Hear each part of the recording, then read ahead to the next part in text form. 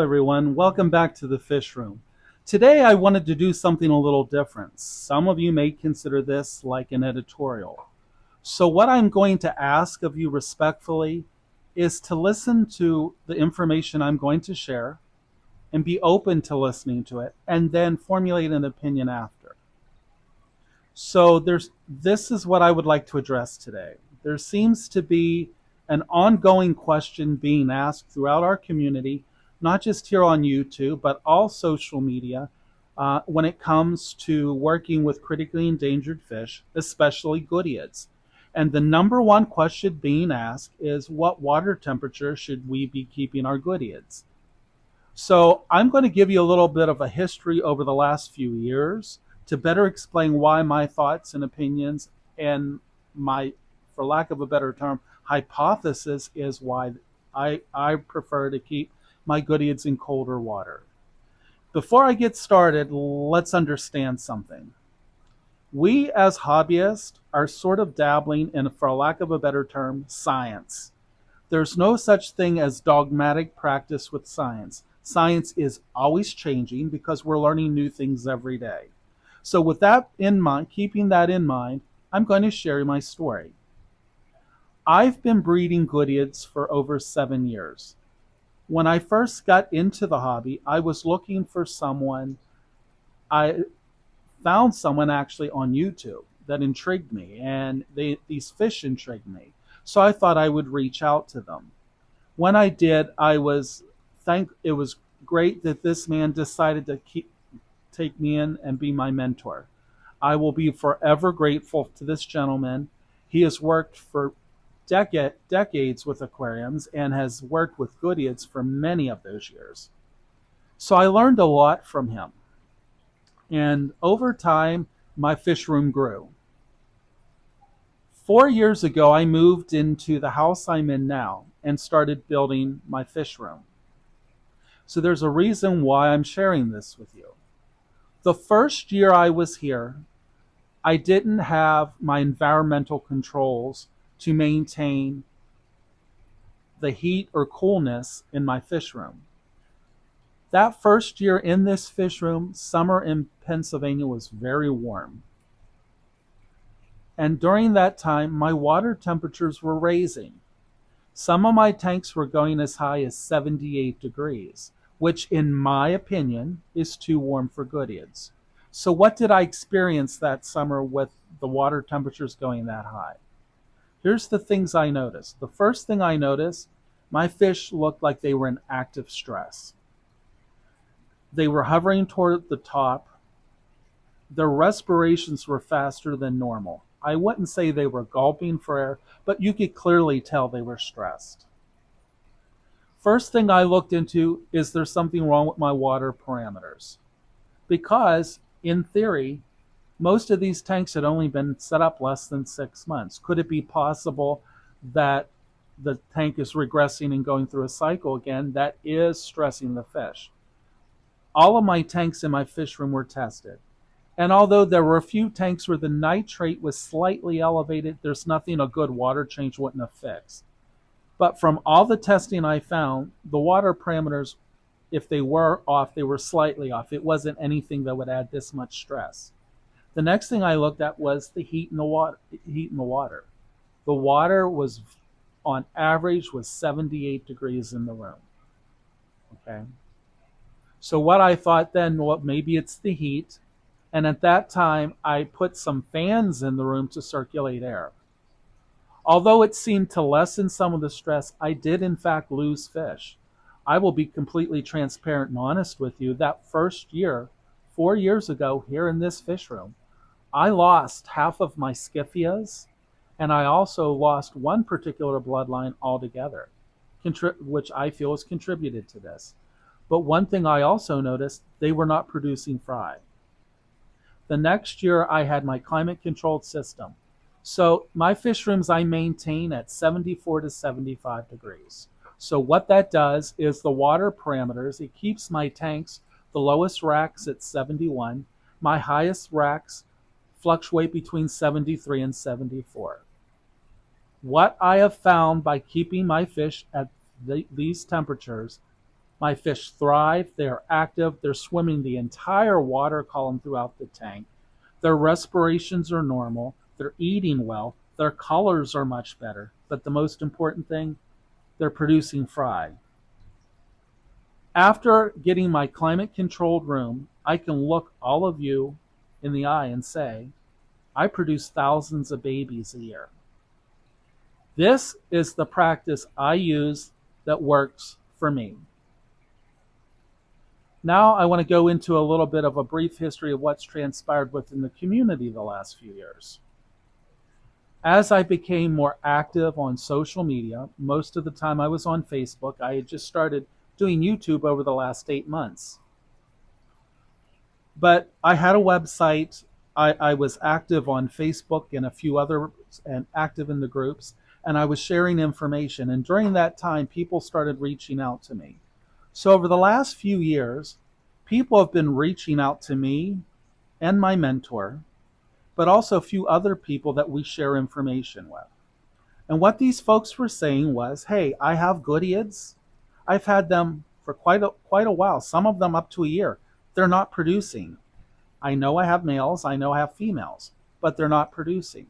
So we would start asking these questions, and all of us are keeping a database of this information we're receiving from people, because we all keep diaries in our fish room to track trends, to see if there's something we need to change or if it's triggering something. We're keeping data on these folks and what they're telling us. So the first thing we were asking them to do was check their water parameters. Is there a nitrate spike? Is there ammonia? The majority of these folks came back, though their water was fine. Again, like me, when I was testing my water, there were a few that had some slight elevations, but nothing that would trigger such a stressful response where these fish were not producing. There was one common denominator. That common denominator was these folks were keeping these fish at a higher water temperature. Some of these folks were keeping their fish at 78 to 80 degrees. Fish were not producing. So what we recommended is over time slowly cut down the temperature over a week or two down to the parameters we keep ours. Here's what the response was. The majority came back, and after a few months of their water levels being where they need to be temperaturized, their fish started producing. This has been going on for a few years. We all receive emails and messages daily from folks with this same issue. So I'm very fortunate to have a lot of different contacts with working with critically endangered fish. I affiliate with organizations. I actually chair on a few organizations. But I also have contact with folks that are field researchers in Mexico directly working with these fish. After quite a while of answering these questions, I thought I would reach out to one of the people that I talk to regularly from Aqualab in Mexico. And I said to this person, we're noticing this in the States. A lot of people are reaching out to us. I said, and I've literally had people from other countries reaching out to me too.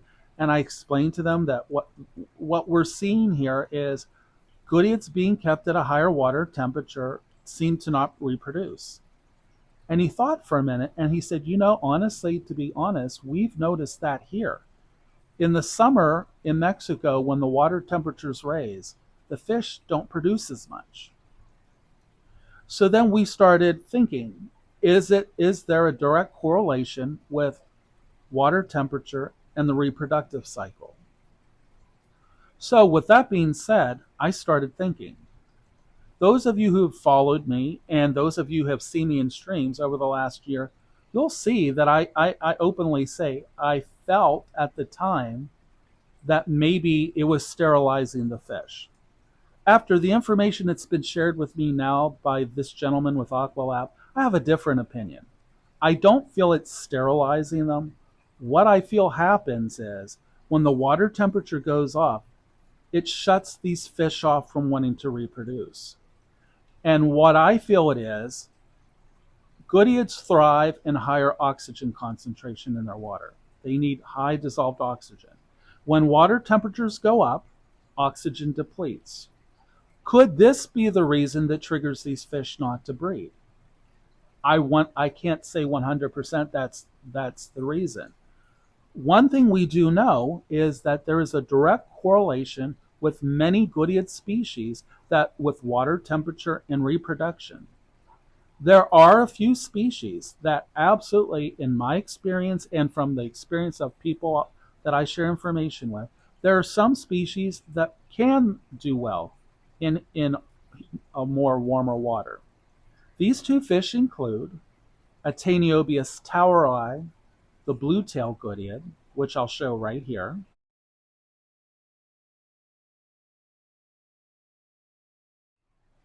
but also I've had reports, people saying there's Xenotoca doadrioi also produce in warmer water. And here's a picture of them.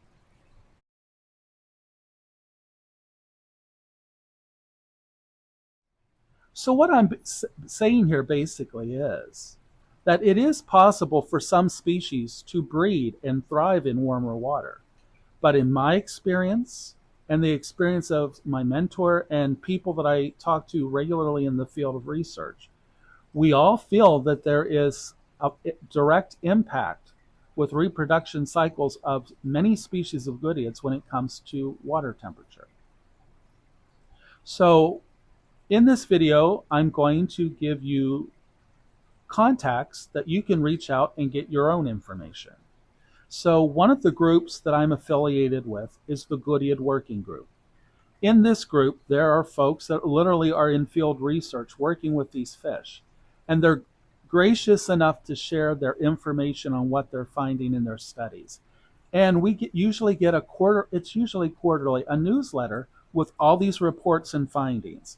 It's an excellent source for working with critically endangered fish and Goodeids.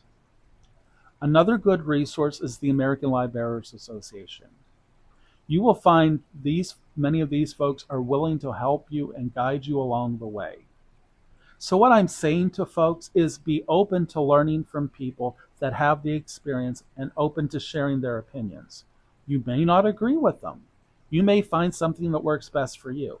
And what I would recommend, if you find something different that works best, then by all means share that. As I've said at the beginning of this video, there is absolutely no dogmatic practice to substantiate caring in the husbandry for these fish. But there are certain trends we feel that are more successful.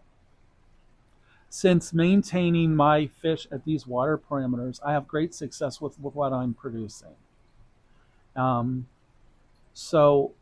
I just wanted to share with you, where do I get my information? Most of my information comes from my experience. I'll go to say 65, if not most, is my own experience. But the rest of that comes from experience, from what I gather from people working in research and people breeding these fish for many years, but also the person that just started out.